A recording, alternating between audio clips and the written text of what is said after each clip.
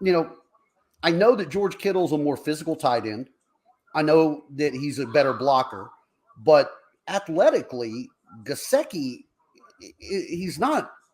Gesicki's an athletic freak that should be an advantage to us in most Oh, games. yeah.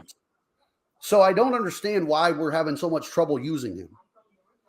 I really don't understand either, because it's not like you have a running offense where having a blocking tight end is super important for your success. I mean, and you would think McDaniel would be used to those sets, right? So instead of going 4 wide and bringing in River Craycraft, you go 3 with a tight end. Like, you would think he's used to that.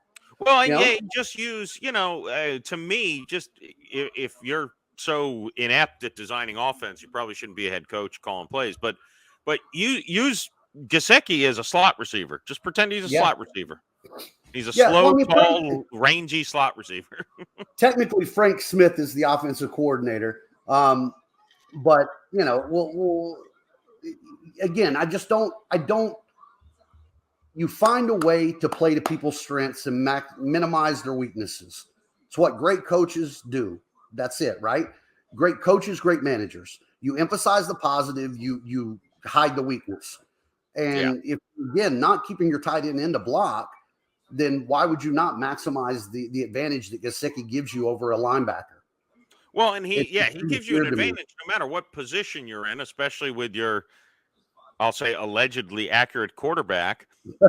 Even if he's lined up against a cornerback, he can beat him on a jump ball. Sure. He can outrun a linebacker. He can out jump a corner, and depending on the safety, he can do one or the other or both, depending on the safety who's covering him.